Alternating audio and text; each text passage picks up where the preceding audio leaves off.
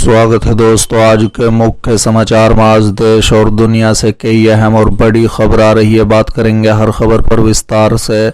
मुलायम सिंह से मिलने के बाद सीएम नीतीश कुमार का बड़ा बयान, एक और बड़ी अपडेट। वो हमें जमीन पर लाना चाहते हैं, लाकर तो दिखाए। अमित शाह पर उद्धव ठाकरे का पलटवार, एक और बड़ी अपडेट। मदरसा सर्वे पर योगी सरकार को जमीयत उलमा हिंद की धमकी, कहा गलत तरीके से किया सर्वे, किसी कीमत पर मंजूर नहीं। वहीं अगली बड़ी खबर में आपको बताएंगे। असली शिवसेना पर कल होगा सुप्रीम कोर्ट में सुनवाई, शिंदे गुट ने लगाई एजेंट हियरिंग की गुहार। एक और बड़ी अपडेट। कांग्रेस नेता राहुल गांधी आज तमिलनाडु दौरे पर भारत जोड़ो यात्रा की करेंगे शुरुआत। तो चलिए देख लेते आज की पहली बड़ी खबर। मुलायम सिंह से मिलने के बाद सीएम नीतीश कुमार का बड़ा बयान, अखिलेश यादव के सामने कही बड़ी बात। दरअसल दोस्तों, सीएम नीतीश कुमार विपक्षी दल को एकजुट करने में लगे हैं। बीते सोमवार को वो पटना से दिल्ली गए। दिल्ली में कई नेताओं से मुलाकात कर चुके हैं। बता दें कि नीतीश कुमार मंगलवार को मुलायम सिंह से मिलने के लिए मेदांता अस्पताल पहुंचे। इस दौरान अखिलेश यादव भी उनके साथ थे। मुलाकात के बाद अखिलेश यादव के साथ सीएम नीतीश कुमार बाहर आए। इस दौरान मीडिया के सामने नीतीश कुमार ने कहा कि मुलायम सिंह की तबीयत खराब थी, देखने आए थे। उन्होंने कहा है कि हम लोगों की बातचीत और वायु तो एक ही है, सबको मिलकर आगे बढ़ना है। इस दौरान यूपी की जिम्मेदारी और योगदान के सवाल पर नीतीश कुमार ने हंसते हुए अखिलेश यादव की तरफ देखा और उनके सामने उनकी ओर इशारा करते हुए नीतीश कुमार ने कहा है कि ये सब यूपी के आगे और नेतृत्व करेंगे। इस दौरान अखिलेश यादव से पूछा गया कि क्या वो लोग नीतीश कुमार के साथ में हैं, तो इस पर अखिलेश ने जवाब दिया कि हम सब साथ हैं। बता दें कि बिहार के मुख्यमंत्री नीतीश कुमार दिन में दिल्ली के मुख्यमंत्री अरविंद केजरीवाल समेत कई नेताओं से उन्हें मुलाकात की। केजरीवाल और नीतीश कुमार के बीच लगभग 1.5 घंटे तक बातचीत हुई। इस दौरान दोनों नेताओं ने एक साथ लंच भी किया। मुलाकात के दौरान दिल्ली के उप मुख्यमंत्री मनीष सिसोदिया और जनता दल यूनाइटेड नेता संजय झा भी थे। चलिए अगली खबर। वो हमें जमीन पर लाना चाहते हैं, लाकर तो दिखाए। अमित शाह पर उद्धव ठाकरे का पलटवार। दरअसल दोस्तों, महाराष्ट्र में नए राजनीतिक मोड़ आए महीनों बीत गए हैं, लेकिन बीजेपी उद्धव के बीच वार पलटवार का दौर अभी भी जारी है। बता दें कि उद्धव ठाकरे ने गृह मंत्री अमित शाह को विश्वासघाती वाले बयान पर पलटवार किया है। अपने घर पर पार्टी कार्यकर्ताओं को संबोधित करते हुए उद्धव ने कहा कि कल मुंबई में हमने मंगल मूर्ति और अमंगल मूर्ति दोनों को देखा। ठाकरे बोले कि अब गणपति पंडाल में भी राजनीति होने लगी है। जहां गणपति मौजूद हैं वहां अभद्र शब्द नहीं बोलने चाहिए, लेकिन उन्होंने बोले। पूर्व सीएम उद्धव ने आगे कहा है कि कल अमित शाह ने कहा है कि वो हमें जमीन पर लाना चाहते हैं, तो पहले वो हमें जमीन पर ले आएं, इस पर तब बात करेंगे। लेकिन ये साफ है कि जंग अब शुरू हो गई है, शिवसेना इसको खत्म करेगी। अपने कार्यकर्ता और नेताओं से उद्धव ने कहा कि भरोसा खरीदा नहीं जा सकता, चाहे कोई कितनी भी कीमत दे।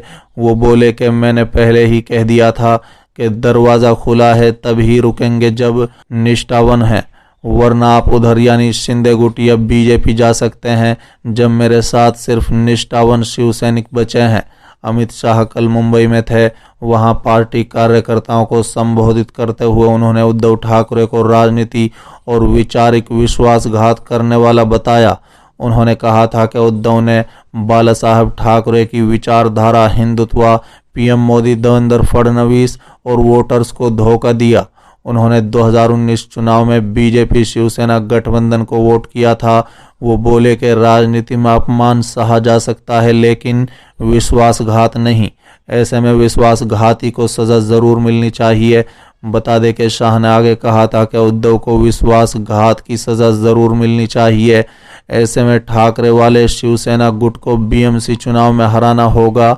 शाह ने कहा था कि सीएम शिंदे वाले शिवसेना गुट के साथ मिलकर बीजेपी बीएमसी चुनाव लड़ेगी। उन्होंने इस चुनाव के लिए 150 सीटों का टारगेट रखा था।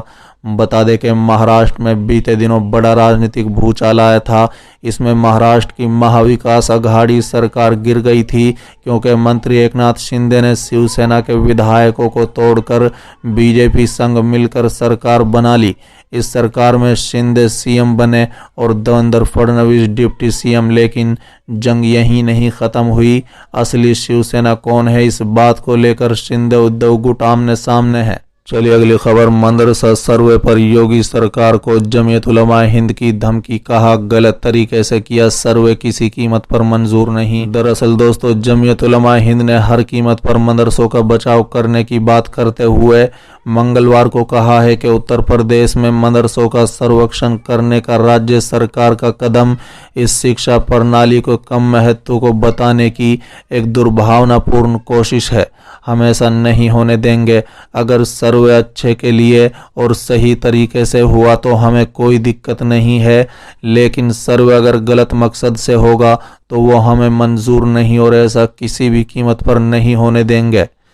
बता दें कि जमीयत उलमा हिंद ने राज्य सरकार के फैसले को प्रभावों का आकलन करने के लिए मदरसा शिक्षकों की एक बैठक के बाद एक हेल्पलाइन नंबर की घोषणा की, ताकि किसी समस्या का सामना करने पर मदरसा इस पर संपर्क कर सकें।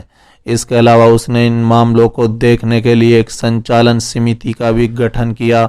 बता दें कि प्रमुख मुस्लिम सामाजिक धार्मिक समूह जमीयत उलमा हिंद ने एक बयान में कहा है कि देवबंद के दारुल उलूम और दारुल उलूम नदवतुल उलमा लखनऊ और मजाहिर उलूम सहारनपुर जैसे प्रतिष्ठित मदरसों के 200 से अधिक प्रतिनिधियों ने इस बैठक में भाग लिया। बैठक का मुद्दा मदरसों की हिफाजत करना था। इस मुस्लिम संगठन ने कहा है कि बैठक में राज्य सरकार की प्रतिगामी मानसिकता पर चिंता जताई गई है, जो लोगों में भ्रम और भय पैदा करती है और समुदायों के बीच अविश्वास पैदा करती है। बता दें कि उत्तर प्रदेश की योगी सरकार ने पिछले दिनों प्रदेश भर में गैर मान्यता प्राप्त मदरसों का सर्वेक्षण कराने का फैसला किया था। सरकार का तर्क है कि इससे मदरसों की शिक्षा व्यवस्था बेहतर होगी और मदरसों को यूपी मदरसा बोर्ड से मान्यता दिलाने का प्रयास किया जाएगा। सर्वे में ये पता लगाया जाएगा कि मदरसों को कहां से कितना पैसा मिल रहा है और संचालक इसे किस तरह संचालित कर रहे हैं।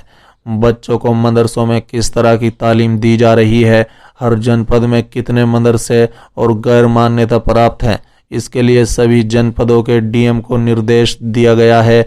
वहीं मदरसे से जुड़े लोग शुरू से इसका विरोध कर रहे हैं।